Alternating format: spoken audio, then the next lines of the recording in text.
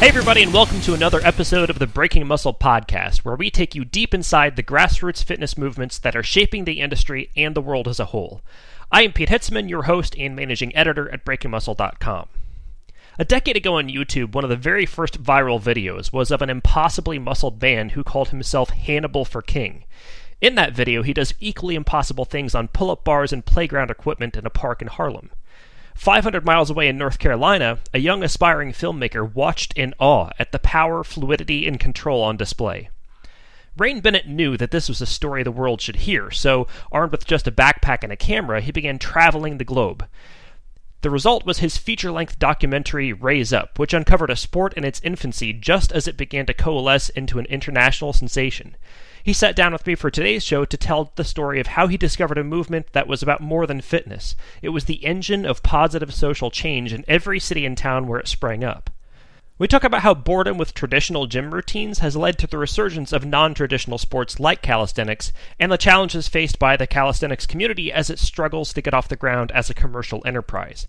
We also cover what the discipline can bring to anyone seeking physical improvement, as well as the perils and pitfalls of the democratization of fitness, which has an increasing number of people learning to do new sports through social media.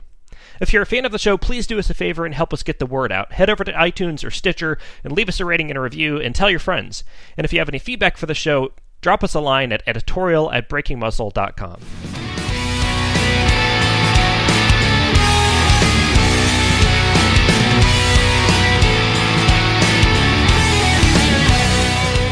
Joining us this morning on the Breaking Muscle Podcast is Bennett. He is a documentary filmmaker who's just been picked up by Red Bull Media House, and his feature that I just finished watching this morning is called Raise Up, and it's about the subculture of competitive and extreme calisthenics, which is, you've probably seen it on YouTube, a bunch of guys on some pull-up bars doing some things that defy the laws of physics.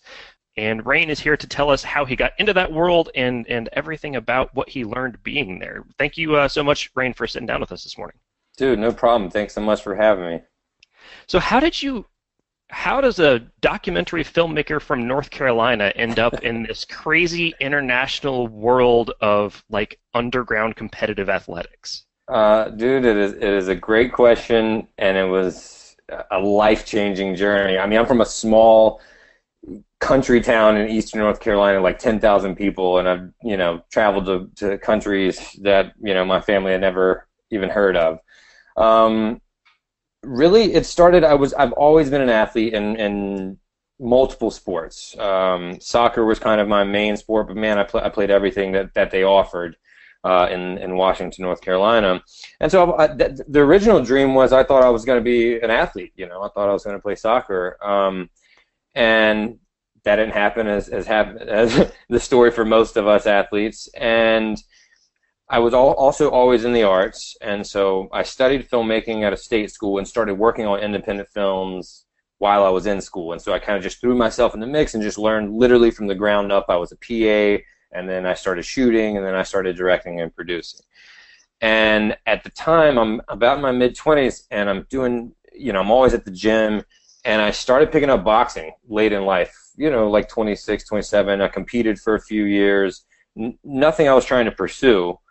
But I got into that, and when I was just diving down the rabbit hole of the early days of YouTube, so this is about 2007, YouTube came out around 2006, I think, 2005 or 6, I was seeing different boxing, it has the, other videos related to, and it led me to these guys in New York doing this stuff on pull-up bars, and I was just like, whoa. And this was 10 years ago at this point, and to me it looked like boxing. The shifting of body weight, the transitions from explosive movement to slow and smooth and controlled and rhythmic, it looked like an art form, it looked like a dance, and I was just like, yeah, it blew me away. And I kind of started copying them and mimicking them, and dropping the weights. I was just doing a lot of traditional weightlifting like you learned in the 90s, and I started doing clap push-ups and, side to side and pedaling when I do my pull-ups and just adding new elements to it, and fell in love, man. And it wasn't until a few years later that I worked with one of the teams called the Bartenders in New York I worked with them on a PSA, a public service announcement, and I saw that, wow, there's this whole social component rooted into this, and that was the kind of seed that led me on the journey to make a film about it. Because although it looked cool, it's not enough to really carry a narrative. And then when I saw that it was a social community building grassroots thing, I'm like, okay, I think there's something here, and it kind of allowed me to marry my two loves, fitness and filmmaking. And marry them you did. I think that everybody's seen the videos, right? Everybody's seen these guys doing their thing in the park, and that's cool. But there is a story there, a very human story of, rival clans and a movement that's growing and splintering. And I think one of the most fascinating things about it was you've captured a sport in its infancy, not even in its infancy, but in the throes of birth, which is sort of a unique thing. This is not a sport like competitive calisthenics or whatever the term, and there's a lot of argument about what right. We'll get into that later on. But it's not like baseball or basketball that like some guy sat down and sketched out some rules and then you had a sport and it caught on and evolved over time. This is something that originated independently in different parts of the globe and then later was united, and so it's a very unique process. What was surprising to you as you got into that world? It is a really unique thing. I want to touch base on that for a second because you're 100% right, and I felt super fortunate. I saw that something was happening, so I will give myself a little bit of credit, but man, there's no way I could have known that it would have exploded as I was filming. Now, I kind of modeled the film after, if you've ever seen the skateboarding documentary Dogtown and Z-Boys, excellent film, one of my favorite ones. It's telling the story of the early days of skateboarding culture in Venice in the 70s. So that's telling the story, retrospectively. It's very similar, the legends, the early legends and all that shaped a global culture and community and industry, even though they were just killing time when they couldn't surf. Except I was telling the story as these legends were being made, and it was really a bug out. What surprised me most about it,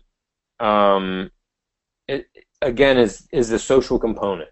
The more I dove into this, the more I realized that it was so much more than being good at push-ups, pull-ups, and dips. And what I mean by that is the lives that have been changed by this. And I love sports, and I know sports affects people in so many different ways, and it's changed many, many lives. But I'm telling you, like, the countless amount of stories of people that have been really on the negative path, not like, oh, I was lost and directionless. I mean, on drugs, in gangs, locked up, for 10 years out of their childhood lives, and just really, really going down the wrong path, and then started doing pull-ups, and it changed their lives to where they're completely upstanding members of society, and they're traveling the world, and they're able to make money and have families and just be these great citizens. I think that's got to be the most fascinating thing about it, because the first key to that transition was taking control of their bodies, and then a lot of other things fell into place. And it's not unique at all to this culture. It's just so many stories are like that. That was something I wasn't prepared for, but it was something that touched my heart and affected the story so much. What was the lifestyle like while you're making this film? I mean, you talk about your shoestring budgets, right? I mean, the end product is nicely polished, but you basically set out with a camera and a backpack. Absolutely, and I still got this backpack right here. My girlfriend hates it, and she's tried to get me a new one every time because it's like 5 years old, and there's like dirt from all over the world on it. But that's why I love it. But man, I didn't have anything. I'd started filming. I borrowed a camera when I was living in New York and started filming the bartenders and the bar stars and teams that were popular around New York. I didn't even have my own camera. And around that time, I saw, and I know we'll get into this, as they call it in kind of the Eastern Bloc, the Street Workout World Championship. That's what they call the sport over there, and it had gotten really big in Russia because of its gymnastics background. And they had a world championship in 2011, and I had seen on Facebook and all that. But I decided to go in 2012 because they're coming back now. There's more people invited, and this, I specifically remember this. It was like my last $1,000, and I was in a bad relationship at the time, and it was struggling just to live and exist in New York, which is, anyone who's ever lived there can testify to that. And I had $1,000 in my bank account, and it was like, pay these bills that my girlfriend and I are backed up on, or buy a ticket to Riga, Latvia on a whim, like a country I barely even knew of. And so I bought the ticket. Later, broke up with the girl. Both great decisions in my life. No offense to her, she's a sweet girl. But I went to that trip, and that trip alone completely changed my life. It was like as we say in the film, and I wrote this line directly, it was like a summer camp of calisthenics of people all over the world. And that was where I met everyone that I then traveled to and visited and filmed the next year. So if it weren't for that trip and that gamble, there's no way I would have done it. Now, the next year I was able to get myself to Europe. I had a job lined up and all this stuff, like a job teaching workshops in Spain. That fell through, and I was forced with another decision, and I'd already made plans. I'd given up my place in New York. I was staying at my brother's in North Carolina. And I was so excited about going to Europe and filming this. I was like, you know what, I'm going. So I had no money, and I basically just bounced around, told everybody that I knew that I was coming there, and this is a testament to the community. People helped me travel. You know, they gave up their places. I stayed on couches. I stayed with people's wives, with their kids, wherever I could, you know, and the community really, really embraced me, and I was in like 15 countries that year. And as the film went on and I cut a trailer, we did a crowdfunding campaign, and we raised some money there. And then as I came back home and had, you know, I did sell some equity in the film and had some investors a couple of years later. But that production, the lifestyle was an experience that I'll never forget. Completely changed my life, but it was not always easy, and I was pretty broke the whole time. That's the fundamental story of art, right? That's it, man. That's it. I'm kind of jealous of that journey. But anyway. I mean, I'm telling you, like, so was so many other people. Like, they didn't understand how hard it was. But, you know, to my friends back home in Eastern North Carolina, dude, I look like, you know, like a rock star or something. I'm like, trust me, guys, it's not as glamorous as you think. Like, I don't know where I am, what language to respond in, what currency this is. Like, I'm my because I would jump time zones so rapidly, where I'd be in Taiwan and then be in London, you know, within 2 days. And you know, I know that sounds like a humble brag, and it was amazing. I'm not trying to sell it short, but it was also really, really tough. And to make a film like this was really, really tough. But dude, it will always stand out as one of the best years of my life. I know that for a fact already, and I'm still pretty young. The friendships that I made, the stories that I have, and I have always had to plan, and still do, to put it all down on paper someday soon, because there's so many stories that only a few people know about. Man, that journey was insane. Too cool. So the power of the story is the social engine of positive change that competitive calisthenics has become. And I think the reason it works is because it's so accessible. This is something that can be done with no money by anyone, anytime, like in the snow, in the searing heat of the Southern California summer.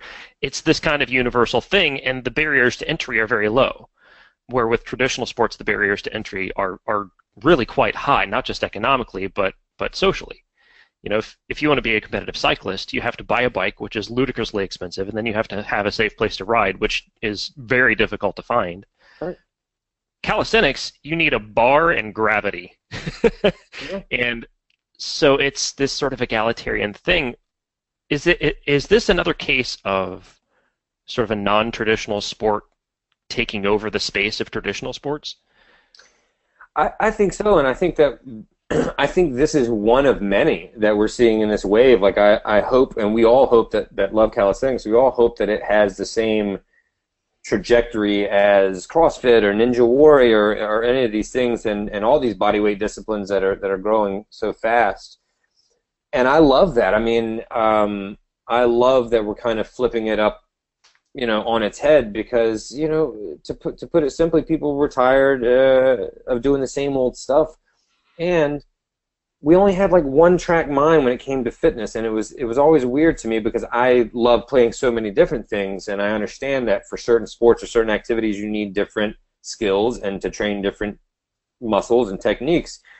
And for the longest time, we just thought that lifting weights, getting big, and or just riding on a treadmill, running on a treadmill or an elliptical, or riding on a bike were like the only ways to either get strong or lose weight and get fit. And it's simply not true. And you see now where there's a lot of disciplines that are kind of doing them both, where you're doing high intensity interval training or calisthenics, something like that. When you're building this lean muscle, you're also burning fat and your heart rate's up. And to be honest, all those things are great, all the scientific reasons, but I think it comes down to fun. I think people are getting bored in the gym. I'm telling you, like when you see people out at the calisthenics park, and I know this is the same in other disciplines because I do a lot of different workouts. Dude, the faces, the smiles you see, the high fives, the hugs, the embraces, that's the tangible thing. That's the thing that really pulls everybody together and that changes lives. It looks like, and when I was filming, it looked like guys or girls at a skate park. You know what I mean? It wasn't for so long. We equated fitness with like this kind of I'm done with work, or before work I got to go work out, and you just did it because you didn't want to look bad or you wanted to be healthy. Maybe you had diabetes and you needed to reverse things. But now you're seeing things where people are amped to go because it's like, hey, this is how I work out, the demons in my head. This is how, I can de-stress. And you know what? Sometimes it's nothing more than this is literally how I have fun. I love to run around and play with a ball. like I'm forever a kid. I play soccer 2 or 3 or 4 times a week. I love it. And I'm exhausted for 2 days afterwards, and I love it. It's the same thing with calisthenics, and you see people like they give them all of themselves and their bodies out there, and they do it the whole time with smiles on their faces. Yeah, it's one of the things that came up in my interview with Jocko Willink that came out yesterday was, the fitness crazes of sort of the 80s and 90s right were actually really boring. Like they made a lot of very funny videos that we like to look at now and kind of crack up about, but like step aerobics is freaking boring. Like even if you're doing it with Richard Simmons on a video, it's just not that exciting. You don't feel like you've accomplished anything when you're done. When you pull your body up and over a bar, you just accomplished something. Like Absolutely. That is a thing that you can hang your hat on. The other thing you mentioned that I think is very interesting is that it's not unlike CrossFit. Right. And not just in the trajectory, not just in that it's kind of a newish sport that's finding its way in the world of professional sports, but it's actually nothing new. The movements aren't really new. So it's combining elements of different disciplines that have existed for hundreds, maybe thousands of years. Yeah. Your gymnastics, your acrobatics, a little bit of parkour. Yoga. Yoga. It's a performance art. It really is. It really is. And what I equate it to, the kind of analogy that I use, is mixed martial arts. Like it's a multidisciplinary culture, a fitness culture. Whereas if you're doing it competitively, back in the day in mixed martial arts, if you were a good boxer, you could maybe do pretty well. Nowadays, you got to be, number one, be great in whatever your root discipline is, but then also you got to be pretty well versed in 2 or 3. Like you got to be able to roll, you got to be able to kick, you got to be able to strike, or you're not going to make it.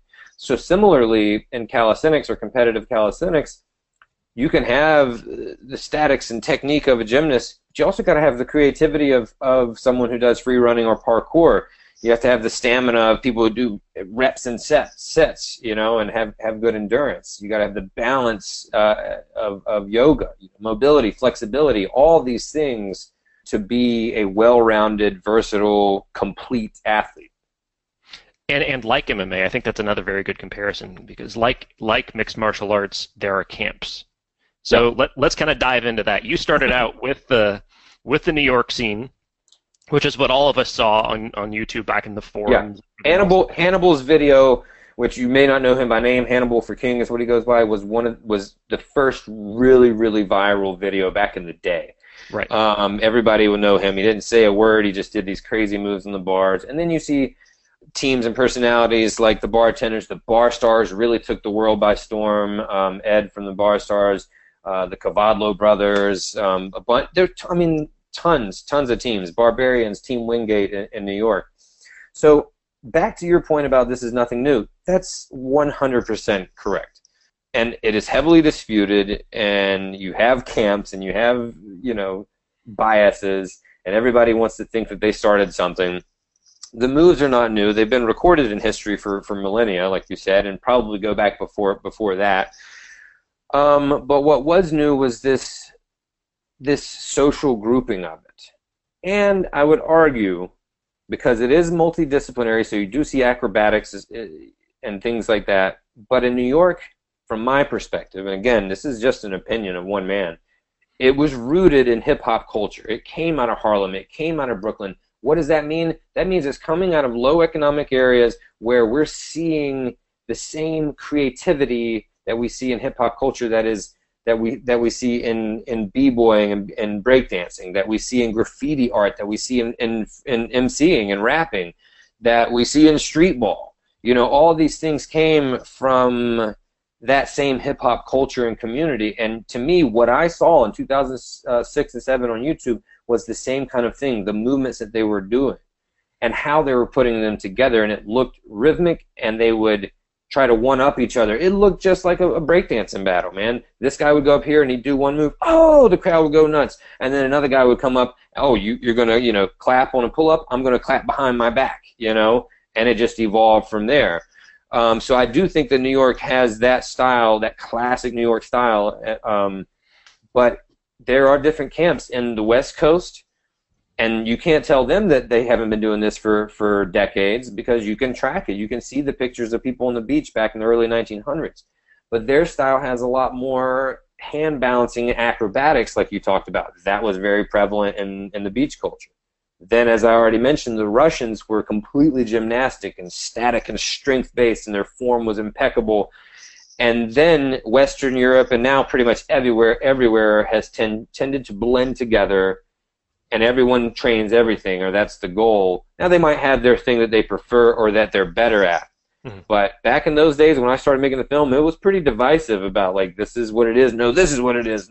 No, this is what it is. And New York didn't start this, but hey, this culture that we're witnessing definitely started in New York. The moves, bodyweight fitness, calisthenics, obviously not. The whole thing just blows me away. It's this beautiful thing, but it's still very fragile. Absolutely. Because it's a young sport, and it doesn't have the resources to become a bigger sport, not least of which because it has its roots in impoverished areas, not just in New York, but in Los Angeles, in Eastern Europe, in Russia, these sort of economically depressed areas, Norway notwithstanding. Right. The Norway thing cracked me up. There's so much IKEA that's going on there that just, the guy that's making the rigs, it's funny. It's so funny. But it is very fragile, and one of the things that you start to personally identify with in the film is, no, don't break this thing. You've got this beautiful thing going. Don't argue about it so much, because it could just as easily splinter and fall apart. How much of the American scene, and especially the New York scene, is helping or hurting that progress? Fortunately, oh man, this is I'm happy to address this. Fortunately, it's changed since the movie came out, and I will say that it's still relatively unknown, this whole beautiful culture that the movie is based on. And I'm so happy that Red Bull TV picked it up, because I'm hoping they bring it out to a wider audience that will dig it. I knew you would dig it, because I know you're an athlete, and so will almost anybody else, and even people that aren't into fitness have liked it. So it's just a matter of continuing to get the sport out there. Now, New York has kind of evolved. There's other federations that have grown, and the old blood is kind of being weeded out just because of time. And the younger generation, as alluded to by Ed Checo in the film of the Bar Stars, it's like we don't really have that in the guys that are like in their 20s, like that's egotistical, like I started this and this happened because of me. They don't have this. It's still friendly and competitive, but not in this really, really divisive and destructive way. However, and I don't think this is a reach for me, but I do have to toot my team's horn a little bit, because I think one of the moments where the New York scene, and I know it for a fact, it's been told to me by the people that were there, one of the moments that helped the New York scene come back together was the premiere of the film at the Hip Hop Film Festival in 2016. And this was this beautiful moment. I'll get emotional now thinking about it, because these were guys I was fans of. Let's not forget, just because they're friends of mine now, and I was the guy who made the movie, I started off as a fan of all these guys, you know? And they all showed up for the film. And first of all, it was just kind of a bug out for me to see that. And then I got my nerves together, and I'm like, yeah, wait a minute, they're here to see me. We watched the movie, had a great discussion about health and hip-hop afterwards. And then we all kind of congregated out in the lobby, and I sat back for a second, and I watched, and you saw these quote-unquote legends and people known internationally all over the world that I hadn't met before, and even though one person lives in the Bronx and one person lives in Brooklyn, and they knew about each other, and they're meeting and they're sharing all these old stories from, you know, decades ago, and I just sat back and like, man, what a beautiful moment. And it had this unifying effect on the community that has lasted now, I think. And that's probably one of the things that, besides selling the film and getting it out there, that I'm most proud of, and in my heart, that's the thing I'm most proud of, was that day. And I think the effects, and I'm not saying it just came from that, I'm saying that, hey, we're fortunate enough to have a place in the history of bringing, you know, gelling that scene back together. And now you see it, and there's all these young teams as well as the old teams that are getting together, and they're having new competitions, and it has seemed to change. And beyond, in the rest of the states, man, now you have scenes popping up in Dallas and Vegas and Sacramento and all these other kind of, you know, outside of Miami, LA, and New York, which was back in the day kind of all we had. Now, you know, Orlando has a scene, like everywhere has a scene. You know, I'm working out with guys in Raleigh and Durham, North Carolina. So it's really starting to spread, and you're having many more competitions, so a lot more people are getting out there and getting their names known. Yeah, it's cool to see it grow, and the only way it grows is if people work together, right? And so that's one of the things I think that you definitely did accomplish with the film, was to tell the story in such a way that emphasizes the commonality and not the divisions. Talk about the divisions, but... Yeah, touch on the division, because you have to have some drama, because drama is what pushes anything forward, but we worked really, really hard at that, because it was easy to fall in, you know, the longer first couple of versions of the film got a little too petty at points, little petty beefs, and as a kind of friend and mentor of mine who writes for Vanity Fair and Men's Health, his name is Michael Joseph Gross, he really helped me through this process. He wrote a really great Men's Health article on the whole thing that I had helped advise him on, and so he would give me advice because he's been a writer for a long time. And he said simply, he's like, I think it's too much inside baseball. And it just clicked immediately. I knew what he meant. And it was too nuanced and too much. We were too much into this little area. When you're trying to tell this story to somebody who doesn't know anything about it, you got to step back and be a little bit broader. And nobody wants to deal with all that. So you saw the negativity slightly that splintered, as you said, and I love that word. But you don't want to dwell on that, because that's not the takeaway of this culture. Like, if you ask anybody, tell me about calisthenics, nobody's going to be like, oh, it's okay to get in shape, but man, it's like no fun to be a part of. That's not true at all. You ask anybody around the world, what do you love about it? And it's like, oh, the friendships I've made, the community. Like, that's all you ever hear. So we wanted that to be a proper representation and not get too bogged down into the divisions, because that sort of stuff is going to exist anywhere. That's more personal. You know, there's always going to be individual beefs, but by and large, the whole community was growing at the same time around the world. Well, and you just touched on the central tenet of the sports that are growing right now is the community aspect. CrossFit grows not because CrossFit is fun to do. It's not. I can tell you that. Right, me too. From a lot of personal experience. Running isn't fun. It hurts. Right. Cycling isn't fun, it hurts, but the community that you build when you're on a cycling team or you're in a CrossFit gym or you're on a running team, that's the thing that keeps you coming back, and the side effect almost, the unintended consequences that you get in better shape. And then that community changes the larger community that it's in. So these areas that you traveled to, were you able to like tangibly access the positive changes that were going on there? Bro, absolutely. Like, this was one of my favorite aspects of that trip, and I hope it, came across in the film, was that I was in vastly different environments and cultures and countries, and they all had the same effect. And we already talked about Norway and how it wasn't suffering from poverty, but it was suffering from other things. And once this got big, everyone could enjoy it. It wasn't just a low economic thing because it was free to do.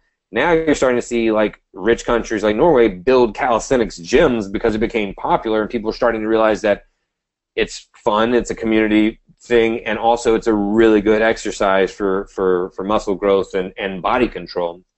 But I was in Equatorial Guinea and on the west coast of Africa and Uganda. We built a park at an orphanage, and in countries like Sweden and Norway where health and fitness is really popular, it had this same effects on unifying people. It was such a beautiful thing to witness. In Spain and London, all over, it had the same thing. And yes, to answer your question simply, you could tangibly see and feel that change from one person to the whole group. And I saw kids that when I first visited them and came back a few months later, like in Madrid, that their personalities had changed. They might have been a little antisocial or even arrogant. And you see them when you come back, it doesn't take much time, and they're like poised, they're confident, they're able to speak it to you and look in your eyes. Their grades have gotten better. Like, yeah, dude, tangible results that extend far beyond muscle growth and fat loss, and cardiovascular endurance. One of the concerns that's threatening the community is, and this is a tough one because it's still so early in this sport. We're talking about something that's been on the world stage or has been organized in any way for less than 10 years. But one of the concerns is commercialization, and that was expressed in various ways by different people in the film. As soon as you start to commercialize a sport, there are risks involved that the sport loses its identity, or that engine of social change that we were just describing is handicapped by the commercial concerns. And it might be a bit early to have those concerns, because the guy from Latvia was talking about nobody's getting paid. Everybody's doing this on a volunteer basis to hold the world championships, to make the films. There's so many people who are doing all of the work for none of the money because there isn't any yet. Mm-hmm. But I think that it's important to keep that in mind. So you look at how commercial success has ruined different sports. Nobody likes the NFL, right? Because Roger Goodell is just, not a likable guy, and they handle so many situations very poorly, and they're doing it for the TV contracts, and there's just no love of the game anymore. It's business. Likewise, if probably not very many people on this podcast are a NASCAR fan, but I grew up watching NASCAR. You might have as well because you grew up in North Carolina. That's right. It's right next door. But when it became this crazy sensational success, they had to start changing the game in order to keep it exciting for TV, and then it sort of lost its root in this, backwoods hillbilly bumpkin kind of thing that was its initial attraction.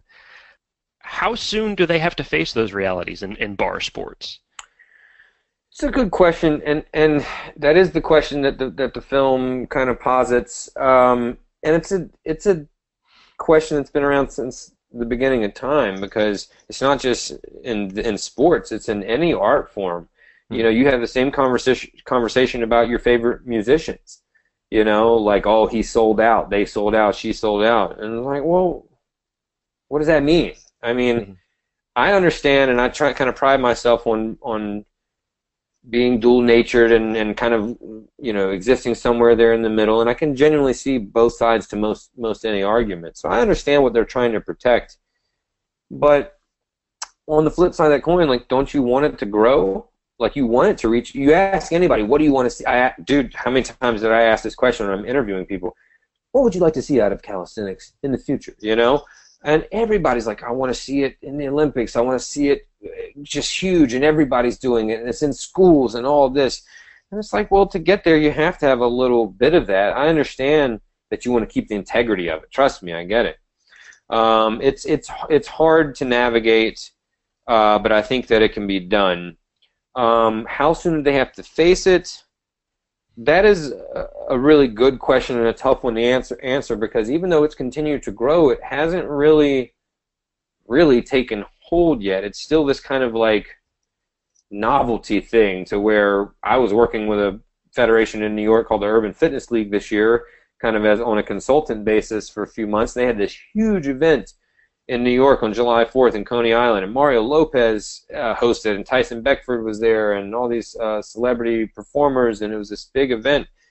And people went, and they had a good turnout, but it's not on ESPN. It's not on ESPN2. It's not on, it's nowhere yet. So I think what is tough with this culture is because it's coming from so many different backgrounds and disciplines, it really hasn't defined itself yet, even still, and it hadn't 5 years ago when I started making the film.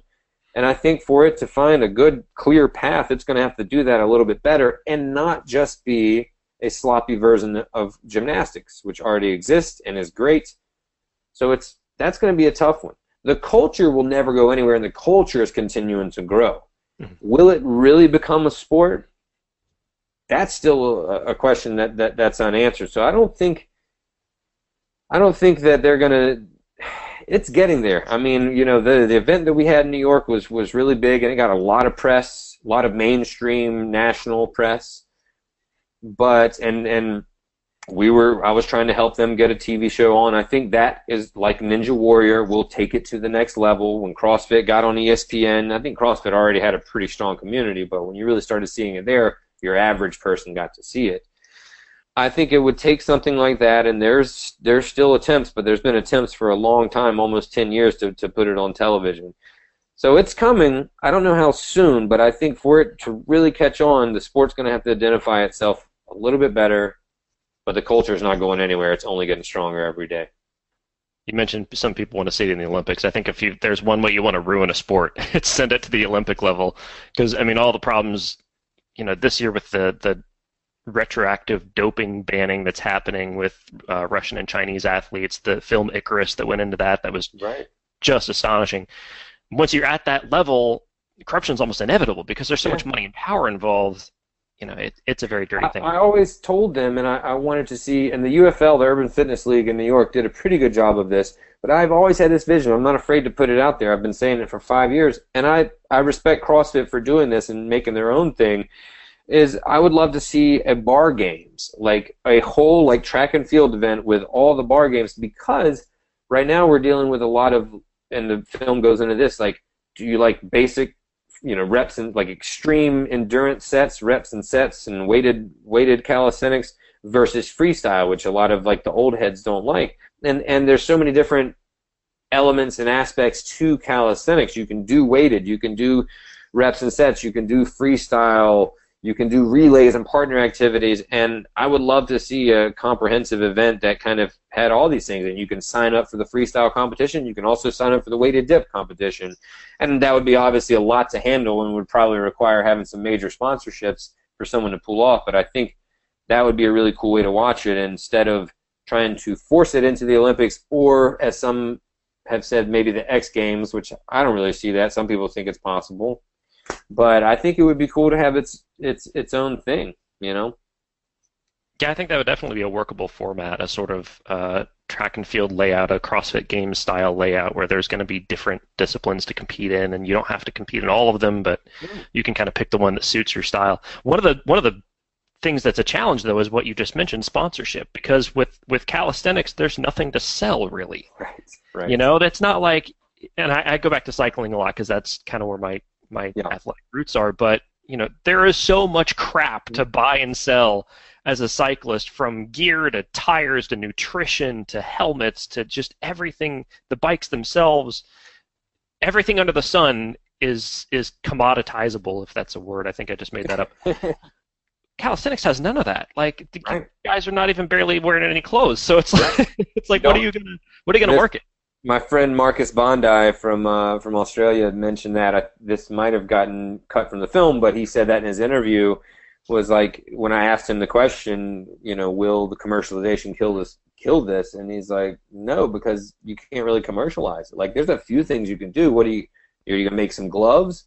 Most people don't prefer to have gloves. They use a little bit of chalk and that's it, you know. Right. As you said, he's like, you know, they're barely wearing anything. And to be honest, you don't need clothes to do calisthenics. I got to park in my backyard right now and no neighbors really. I can go work out right now without any clothes on. So you do have some bars and some parallettes and some things like that you can make, but man, not a lot until you start talking about lifestyle stuff. You know, you could have apparel, you could have, you know, drinks or shakes and food and that sort of stuff, but not a lot. Like there's no equipment and that sort of stuff that you see in other sports. So it's a fair point. It's a fair point. Like who's going to get behind it? They got to know that they're seeing the eyes and their eyes are going to buy something. So I don't know. Well, and I think the answer to that is almost, we're sitting in it. It's new media. The answer to getting this sport out is Red Bull TV, is the podcast sphere, is YouTube. And let's touch on that for a second. Does any of this happen if the YouTube phenomenon didn't take hold?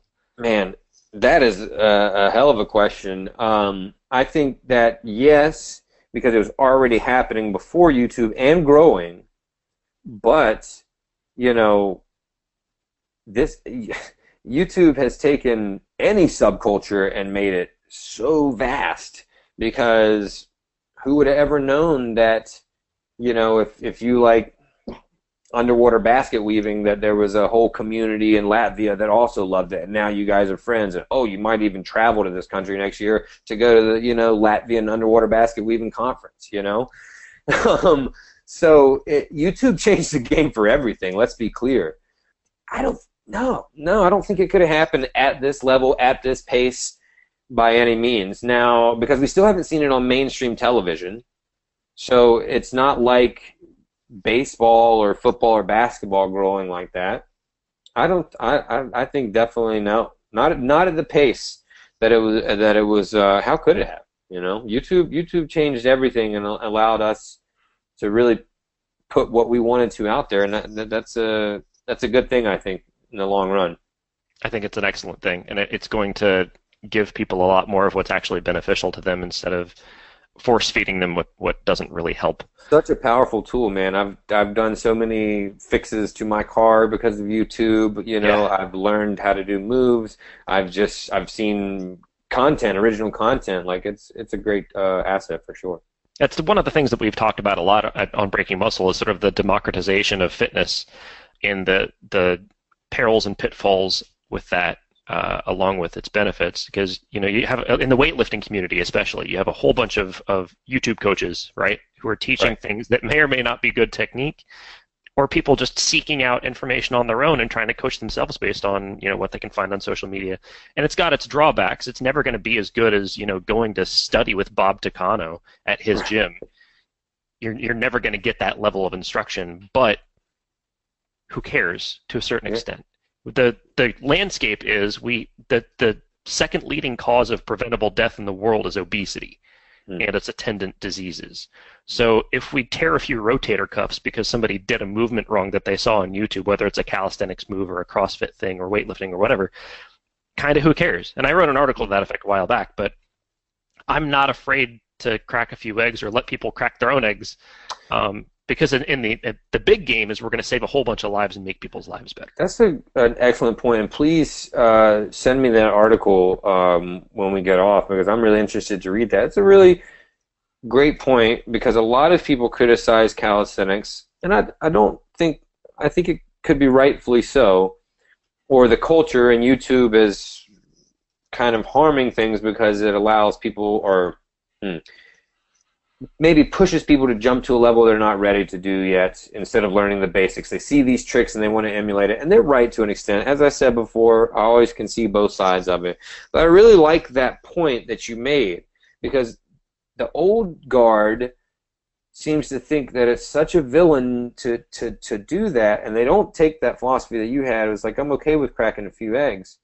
But if you step back and look at other cultures and subcultures and disciplines, I mentioned skateboarding already. Let's look at skateboarding. I mean, to learn anything, you're going to have to bust your face a few times, and you might really injure yourself. It's all for the love of the game. You know, if you're trying to land a new move, it ain't just going to happen just because you studied technique, you know, and you watched a couple YouTube videos. You got to get out there, and you're going to scrape yourself at a minimum.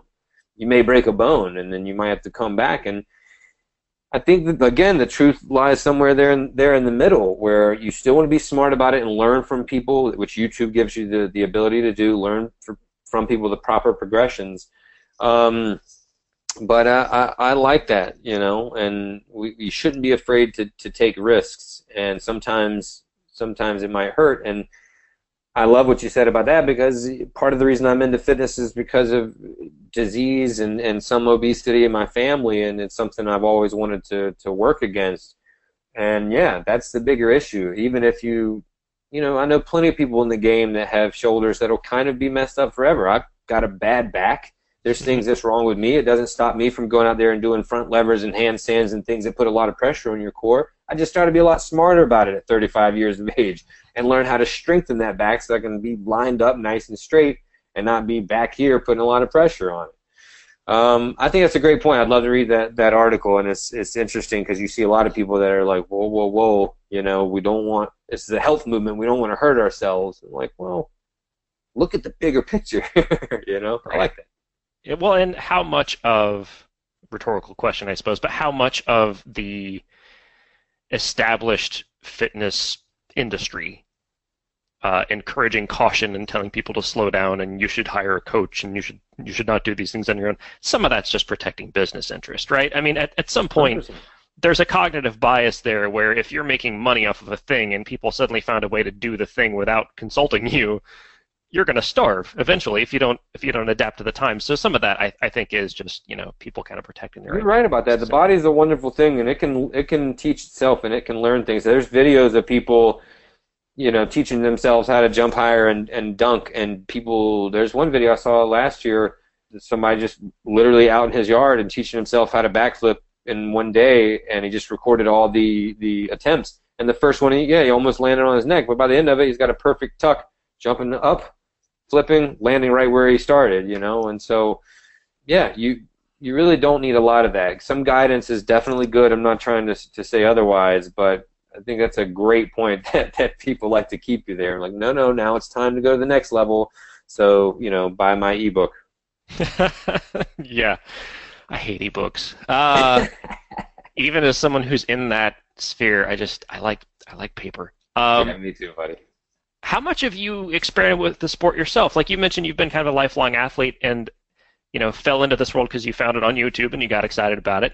Yeah. How have you done competitions? What all have you played with? Boy, I can hang. All right, I can hang a little bit. I've built my own park out in my backyard. I do it to maintain. I do a lot of different things. I did some little competitions when I was just starting out. I'm going to be very clear and honest with you right now. The game's passed me by, brother. I'm 35 years old, and yeah, I'll still be able to continue to get stronger and do monster sets and learn new gymnastics moves and things like that. I didn't start doing gymnastics till I was in my 30s and got my first back handspring at 32. So you can still learn things, and a lot of the tough guys in the sport and the legends were in their late 30s, early 40s, but now that you've been teaching it to much younger kids, and they've been doing it since they were 10, 7 years, now they're 17, bro, it's nasty. I mean, the peak of your athletic career is what, your mid-early 20s, so I'm 10 years out of that, but that's the beauty of calisthenics, is you can actually do it from 3 to 93 or beyond. It's body weight. So even though you might not be doing 360-degree muscle-ups when you're 85, you can damn sure do lots of pull-ups. I know several 90-year-olds that are doing pull-ups and chin-ups and body weight squats and even push-ups. So as long as you don't stop doing that and stop playing, it doesn't leave you. So I teach. I'm a trainer in Durham and in Brooklyn when I'm living in New York, and at a yoga and cycling studio, actually, but I started bringing calisthenics and gymnastics training to them, so I do handstand workshops and kind of circuit, like high-intensity interval training circuit classes and things like that, but heavily influenced by my calisthenics training. So I like being behind the scenes and documenting it, but I always surprise people because they see me filming and we'll be at an event, and then I'll drop the camera every now and then and hop on the bar, and everybody's like, oh crap, like I didn't know you could do that. And I'm like, yeah man, you're not the only one that does this. young 19-year-old from Spain or whatever you are, So I hosted and judged a few competitions too. I remember I was hosting one in Norway, and I had to kill some time because one of the judges wasn't back yet. And so I was just like, y'all want to see me do something on the bar? And the crowd's like, ah! So I dropped the mic and did something. So I like to play and I like to continue to learn. I'm still working on new moves. But the reality is I do a lot of different things, and athletics-wise, and a lot of different interests just personally and in my career. So I don't have the time to be as much of a master in it as I want to. But I'm a Gemini, and I'm interested in a million different things. But I'm pretty good. Most of my friends think that I'm elite. They see me as the push-up and pull-up guy. But because I filmed and know and associate with actually elite, I know how intermediate I am. But it's kind of carved out a nice little gap for me because I work with and train beginners, and I'm really good at conveying it and breaking it down for people who have never gotten a pull-up that want to get their first pull-up. So that's actually been a nice little kind of side business for me that I really just do because I'm passionate about it. I really love teaching. Yeah, it's not. It doesn't have to be a commercial thing, right? You have a thing that you're passionate about, and that you found this message, and it's been so helpful and useful to you that you want to share it with everybody else. And that's kind of how I've gotten into writing about it, talking about it, coaching it. Not calisthenics, but in my own disciplines as well. It's not that I'm any good at it. Like, I'm a running coach, but I'm like the world's worst runner relative to, New York Marathon just happened, and I'm watching people run.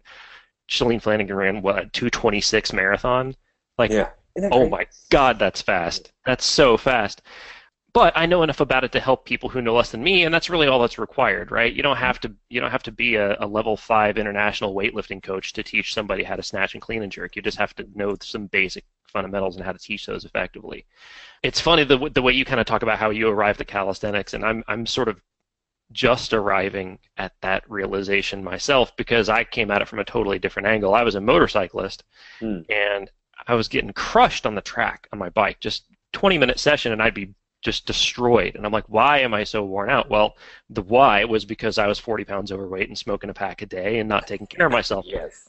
So from that, I got a bicycle to train for the motorcycle, and then I started, I got another bicycle and another bicycle, much to my wife's chagrin, and then kind of dropped the motorcycle thing. And then I'm like, well, I'm not strong enough on the bike, so let's start, doing some strength training. So then, now I'm in the gym and I'm moving weight around, and that progress plateaued. I wasn't sure what I was doing, so I started doing CrossFit, and CrossFit was a transitional place because it exposes you to so many different things, and you find out you're terrible at all of them. Yeah, right. Like, you think you're pretty good. Like, I've got a pretty strong back, right? So my deadlift has always been a pretty good movement for me. But okay, your deadlift is great, so let's deadlift 50% of your 1 rep max like 100 freaking times. Oh, you're terrible at deadlift. And it's all relative, right? So like my friends think I'm this amazing athlete. My friends who aren't athletes think I'm this amazing athlete. And when I was working on a new show where I'm kind of trying out all the fitness disciplines, and our first episode was a CrossFit episode, and man, dude, I soar through the bodyweight stuff. You know what I mean? Right. Like, they look at me like, "Oh man, you've done this before." I'm like, "Yeah, I got this." And then I'm trying to learn how to clean again. This is the first time in high school, and it's just like, dude, my body is not even like, I don't even understand the mechanics of it right now. Like, do what? Right. Like, the fundamental question I'm always trying to answer is, why doesn't my body do the thing I want it to do? Right. So you chase that question far enough, and you basically end up at calisthenics. And this is one of the things from the outset that I came back to when I was watching this film, was that calisthenics are the ancient foundation of what physicality is. To be able to move your body through space effectively and with proficiency and safely and with power and explosiveness and all the different kind of quantifiable areas of fitness that we could touch, that's calisthenics. And people have been doing it since there's been people. Exactly. And that I got so excited when you were saying that, because that's what I try to convey and try to beat into people's heads. And I hear myself saying that all the time. Like, what we're teaching here is body control. What you want to get, and what you do get from calisthenics, is the ability to say, I want my body to do this, whether that's climb from this limb to that limb, or crawl under something that's 10 inches off the ground or whatever it may be. And when I'm training people that aren't used to the way I train, and they're still kind of in that old school conventional mindset, and they want to know, like, you know, I get this question all the time, like, where am I supposed to be feeling this? Like, what is this working? And I'm like, it's working all the things. Like, what I'm training in here is not how to get bigger muscles necessarily. That'll happen. But what I'm trying to train you is how to be mobile and how to be able to have body control so that you can hold a plank, so that you can do a crawl, so that you can do a step, lunge, squat, jump, whatever. And most of and calisthenics is like this, most of my exercises are training so many different muscle groups at the same time. So I always kind of get irritated, but I try to, like, take a step back and answer without being too sarcastic. It's like, I'm not going to tell you, like, oh, you're supposed to be feeling this in your your biceps, triceps, whatever. Like, you should be feeling this in a lot of places, and it shouldn't really be hurting necessarily until some onset soreness comes on. But at the end of the day, what we're trying to make you be able to do is to be able to use and control your body. It's physical literacy, and that's the beautiful tie-in to some of the other guests we've had on very recently. You know, Ron Jones with the Motivation Factor, and Ben Rollenhagen, who's teaching physical education instructors at Central Michigan. What we need to come back to is that fundamental physical literacy, the ability to understand how to move your body through space, because it isn't being taught. And so we've kind of created this whole system in modern Western society, and especially in America, where we think that we need to teach people team sports because that's what's on TV. But if you teach somebody how to play basketball, that basketball is a fine sport. But did they really actually learn how to use their whole body? Did they learn how to push, pull, move, squat, run, jump, throw, do all those fundamental physical things that were built? The machine is built to do all of those things. If we're not educating people how to do all those things, and then they spend, like most of us, 23 hours a day sitting down or sleeping, you know, that's what leads to the lack of health. That's what leads to sort of the epidemic of obesity and poor movement. And do you ever watch? You're a student of the physical nature, so you ever sit down in a park or at the mall and just watch people move, just watch how they walk, and just shake your head? All the time, man. I mean, I try not to be so critical and cynical. You know, my girlfriend will criticize me that I might be sometimes, but it does, because I'm like, what are you doing all the time? Because especially if I'm teaching or in that mindset, because it's my job to analyze what's going on. And again, I love something you said earlier. Is like, it's not necessarily that I'm the expert. You know, this is what I tell people all the time. Is like, I'm just a permanent student, and these are things that I've learned. So if I'm telling you certain ways to activate certain parts of your body, it's not because I read it in a book somewhere, or I just have this innate, you know, knowledge of it. It's because I had to learn it the hard way. You know, I had to learn how to, you know, activate certain parts of my hips and control my pelvic tilt and things, because my back was hurting, and I had to learn how to pull my shoulders back because I tend to slouch over like that.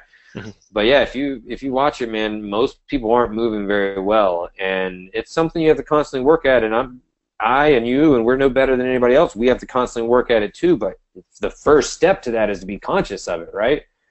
And it takes a lot. You have to unlearn so many things before you can really start, you know, building that foundation. But again, as you said, all paths in physicality start from calisthenics, which is just bodyweight exercise. If you're going to be a sprinter, a power lifter, a discus thrower, a basketball player, all of them, they have that in common, that you have to know how to push, pull, step, lunge, squat, run, twist, all of these motions and movements. So where do people start? If somebody is, to borrow the title of another outstanding documentary, if somebody is fat, sick, and nearly dead, where do they begin to get into calisthenics? Man, what I always do with people, it goes back to that fundamental body control. You know, the first steps to physical literacy, as you said, are just being able to hold up your body weight, okay? So if you can't do a push-up, that's fine. I want you to hold in that high plank and just hold yourself and learn. And hopefully you'll have somebody there that can tell you, squeeze your core, squeeze your glutes. You know, everything's working together. You're not just laying there passively. You're actively holding yourself there to where even your fingertips are engaged, right? You're holding yourself. Your structure is strong, and just doing that. Buddy, if you're not used to that, 30 seconds of that is, number one, unexpectedly to most people who haven't trained a lot, is, number one, going to get your heart rate skyrocketing. Just holding yourself there. No, you don't have to run on a treadmill or elliptical to get your heart rate going. Just hold yourself in that position and see what happens. And number two, all of these muscles are firing to keep yourself, straight like a board. Similarly, on the bar, I'd say most people can't do one pull-up, in America. Maybe that's, liberal. I don't know. I mean, it's not an easy thing to do. Once you do them a lot, it becomes an easy thing to do. But if you're an average person off the street, I don't know how many they could do. But it starts with me with being able to hang, just hang, and keep yourself there. That's working that grip strength, working your scapula and your back to keep you hanging, and also your core just to keep you from swinging. So that's the baby step that I start with. And then there's several modifications. As I was teaching a class yesterday, and I was subbing for someone, so this class wasn't used to me, and I told them, this is the kind of stuff I normally do. You can see there's a lot of different things out here, and I switch it up every time. But because it's body weight, there's an infinite amount of progressions to level up, and there's an infinite amount of modifications to make it a little easier to handle. So you can always do one little thing to, if you're doing that plank and that's getting hard for you just to hold yourself up, and you're realizing that your arms are holding you longer than your core's holding you. Well, number one, squeeze that core, but number two, open your stance a little bit. Divide that weight that you're putting on your core. Now your hips are up nice and tall, and you're being able to hold that form for 20 more seconds. So there's always little things like that you can adjust. But to me, simply, it starts with just being able to hold yourself up, and then you start to work on the reps. Well, and I think it's important to be patient with yourself. Yes.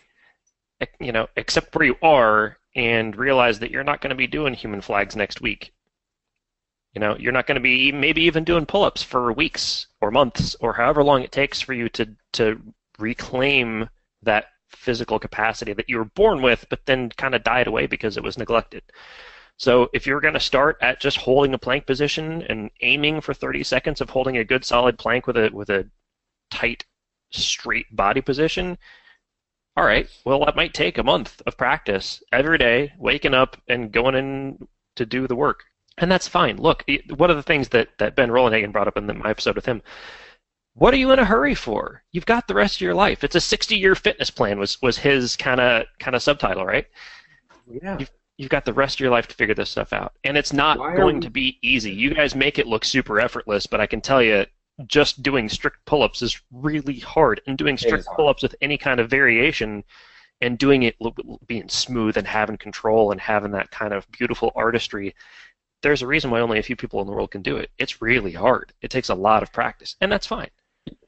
You're right, and I love that question, like, what are you in the hurry for? I don't know why we're so short-sighted in everything, and I don't know why we don't make it a long game, a long-term plan. And this is, I've quoted my buddy, I'm not sure if you know Dan John, the strength coach. He's a big kettlebell guy.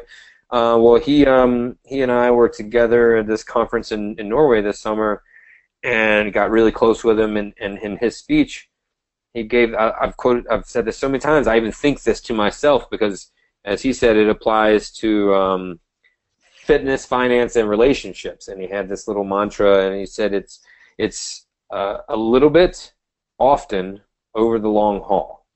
It's kind of the keys to success in really anything. And so I always tell myself that. If I'm writing, I'm working on a book right now, a long book. I'm trying to get a ton of words done this month, and it's just one chunk at a time, And man, it takes a while to learn that, You got to get a little bit of age and experience to learn that. But if we can do anything to help the next generation, is try to beat that into their heads sooner. That if you're trying to save money and have some financial freedom, it's not finding that thing that's going to make you, $1 million tomorrow, but most likely it's going to be those things that you just put away some money, save some money, keep working at it. If you're going to write that book, one page at a time, If you're going to get that pull-up or muscle up or whatever, it's just baby steps. But doing it frequently for the long haul is the key.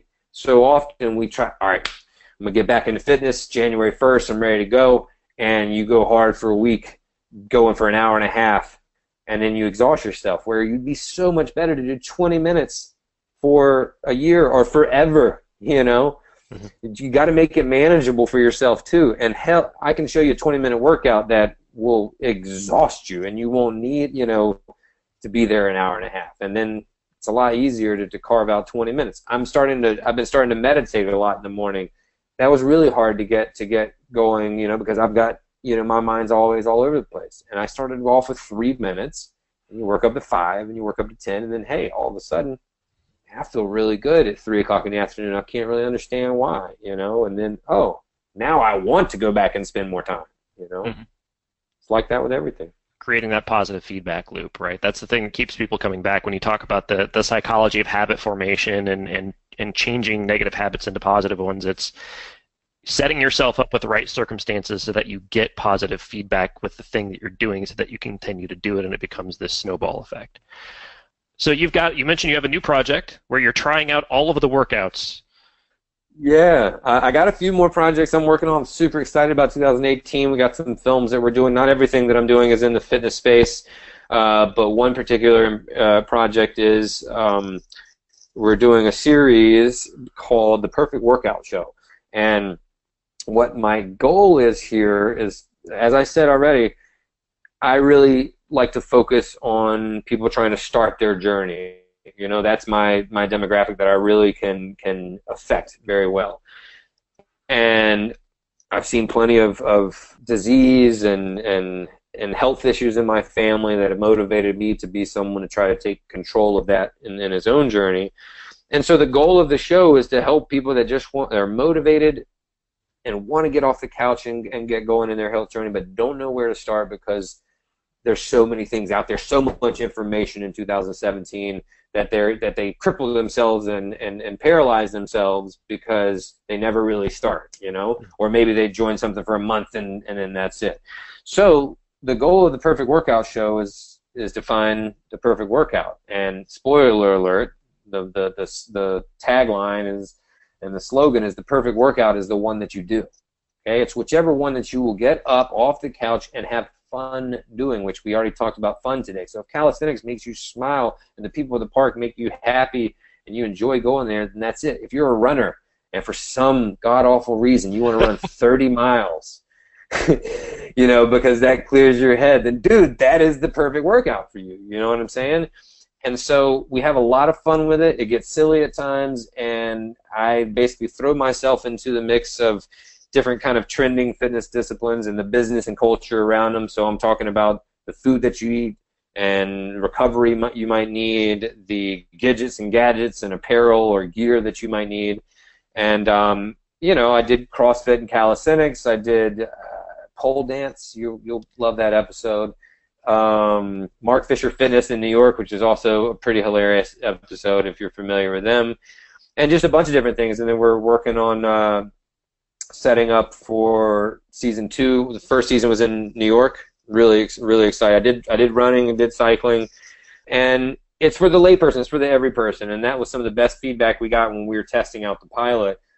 It was CrossFit, and people were like, we had comments saying, "Man, this I was always intimidated by CrossFit, but this makes it seem so much more like attainable or achievable." And I'm like, that was our goal, you know. So I'm stoked about that. We're shopping that out right now, but you know, you can see some of the videos on Facebook and YouTube that we've put out there because I have little smaller like social media videos that we've done. But it will be an 8-episode season, and I'm super stoked to get back on that project. Yeah, it looks really cool. Fitness is for everybody. Fitness is for everybody regardless of your age, your socioeconomic background, your physical limitations. You've got something out there for you to do, and calisthenics is a great place to start. Rain, this has been an incredible conversation. I've had a ton of fun, learned a lot of stuff from you.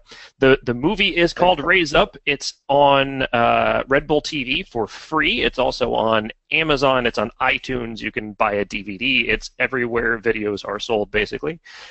You can find more information on it at raiseupthemovie.com. If people want to follow your future projects, where can they find you out on the interwebs? Yeah, rainbennett.com and Rain Bennett or B Rain Bennett on Facebook. I'm pretty active and posting stuff about what we got going on. So I'm always involved in the fitness space, and I enjoy teaching if you're in North Carolina or New York. But I'm still a filmmaker first and foremost, so I've got a couple of documentary projects and actually narrative projects that we're doing this year and next year. So I'm excited. Like to keep a lot of things going on and keep me interested. Absolutely. Yeah, jack of lots and lots of trades. It's the only way to live. Try to be. Thanks again for your time, and I look forward to seeing your next project. We'll have to have you back on the show. Absolutely. Thanks so much, Pete. Thank you.